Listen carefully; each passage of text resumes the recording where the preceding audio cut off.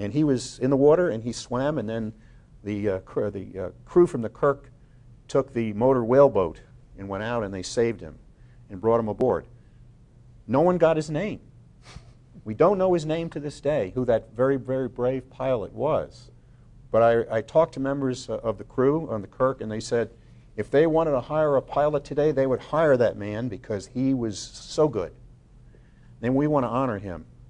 We want to find him wherever he is, and we want to honor him for what he did that day. So anyone know about this story and heard about this story at that moment, if you do any contact, do have any contact with the gentleman or the family about the pilot helicopter, please contact with us. And that's what, we need you for that information, and that historical story will be in the film. And how about the infant? The infant, yes. The infant who died on the Kirk. We would like to find the family of that young child. We would like to be in touch with them so we can talk with them also. If they're around, if anyone knows who or where they are, we would love to know that. Mm-hmm. So how many people in total you rescue during that 28 or 29 of the? The first part, which was we were stationed 5,000 yards off the Saigon, boats and everything were coming alongside. We must have got 200-300 of them, and at midnight we moved out and transferred those to one of the other merchant ships that were there, and then picked up Armitage and went back to Gonson Island to rescue the rest of them. So we probably rescued 33, all of them 33,000, something like that. One frigate. How did you feeling, when the Navy right now, the sponsor of the film, the part of your life? How did you feel? Well, I as the years go by, I have a crew member calls me up and said, I saw the Kirk web and all the things that's going on. People can look up the USS Kirk web. There's all kinds of things Vietnamese rescue. Well, what the address of the website? USS Kirk? USS Kirk. Kirk? Yeah, FF 1087. Okay. FF 1087. 107. Okay. It's a web page, and people will look at that today, and they're so profoundly moved, and they're proud of what they did, and then the tears come to their eyes after all these years. These are the crew members of the Kirk, and I'm constantly getting emails from Vietnamese people wanting me to find that particular crew member who took care of them while they were aboard. Captain Kim Do came to the reunion in 2007, and he said to me, "Captain, sit down. I have something profound to tell you." Mm-hmm. Can you go through? Okay. Can you go through about this album here in front of you, sir? Yes. Let me finish that. Kim. Oh, yeah, sure. Go ahead. Kim, sorry. Captain Kim Do told me that he says, "I have a special guest coming to the reunion." Mm-hmm. It was his brother and his family he hadn't seen in 55 years. They flew in from Vietnam to Dulles to the reunion. That's the first time they met. And I think that just blew the Admiral away. Right, 55 years he had not seen his brother. His brother had been in North Vietnam and not allowed to leave. Mm-hmm. So This album here, United States Navy, was put together by Miss Lamb. She's the Kirk mom.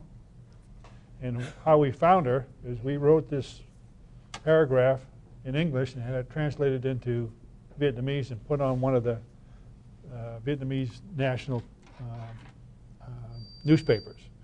Within a few days, I got a phone call from her, passionate phone call. "Hey, I just realized they were talking about me."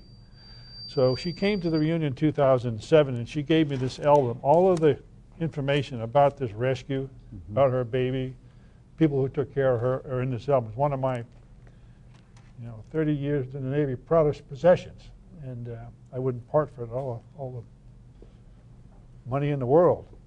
And I'm going to leave this with you to look at if you want. I try to have some of the information here on the television, right, so the people can see it, the story we just talked about today. Okay, by this album. Right. One thing I want to point out: one of these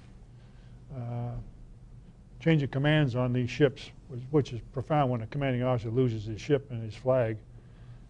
A young lieutenant by the name of John Pine took command of one of the Vietnamese ships, and when he got back to the United States, he sought out to find that commanding officer and gave him the American flag that flew over his ship in May 1 through May 7th, time we got to Subic Bay. That commanding officer came to the 2005 reunion in Orlando, Florida, and brought those two flags together, sewed together. And I've never seen anything more moving. And he said, when I go to my grave, those two flags are going with me. And there was dead silence. You know, he was very appreciative of what the Navy did. And we couldn't have done this without the help of the Vietnamese on board these ships as well. You know, how do you move water? You know, Okay, for the conclusion for the show today, Mr. Herman, I give you about a minute for the conclusion for the Vietnamese talk show today, for the asking ceremony for you and unique before you kick off for the film. Well, one of the things we didn't talk about, and maybe your audience needs to know about, is when all these ships, these 32 Vietnamese ships, got close to Subic Bay, there was a problem. It was a major problem. The Philippine government said, you cannot come into the Philippines with those ships because Vietnam, South Vietnam does not exist any longer. So there was this problem, a diplomatic problem that had to be solved overnight, immediately. How to bring all these ships into the Philippines with all these refugees. And so it was agreed that the ships would have their flags changed. The Vietnamese flags would come down, and the U.S. flag would come up, and those ships would come into port not as South Vietnamese okay, now ships. go back. That order you mentioned right now, okay, by who? And by the American Congress? Or No. We think it was the Philippine government, Marcos. The Marcos government said... Who the Philippine government contact for that, you know? The State Department, probably. State Department? Yeah. Okay. So they contacted the flagship, the American flagship, the USS Blue Ridge, and said, we're not going to allow these ships in. The Philippines will not allow these ships in because Vietnam does not exist any longer, South Vietnam. We're not going to accept these ships. So here are these 30-some-odd thousand refugees who are in terrible condition. I mean, they need food, they need water, and we're trying to provide it. They've been on these ships for a number of days. They have nothing. They've lost their country. They've lost everything but the clothes they're wearing. And we have to do something. And so a deal was made. We don't know exactly what agreement was made, but the agreement was that the ships could come into port as U.S. Navy ships. So flags had to be exchanged, and that was a very emotional moment. You're a witness to that. I was there at that moment. Yes. So I wanted people to realize that that's what we're talking about here. How they were able to come into the Philippines, and then from there to go to Guam, and then come to the United States. You are right next to the 32, the Vietnamese ship. Was that moment in Philippines in Subic Bay? Are you follow us? Yes. I entered Subic Bay with all the ships on two columns. Remember the two columns? Yes. And we entered Subic Bay, and I had 5 helicopters on board that we craned off, and 1 ship alongside. Okay, Mr. Mer, you continue. Okay. So anyway, to summarize, my goal, and I think the goal of the Navy Medical Department is to honor that whole piece of history that has never been told before, and so that's what we're going to do. Okay. Okay, we thank you very much. Captain Jacobs came here for the historical or remarkable for the Vietnamese refugee at the end of the war, and also film producer Herman, and we wish everything's luck and goes smooth for this film, and we cannot wait for the film come up. Thank you. Thank you very much. Thank you, sir. Thank you, sir.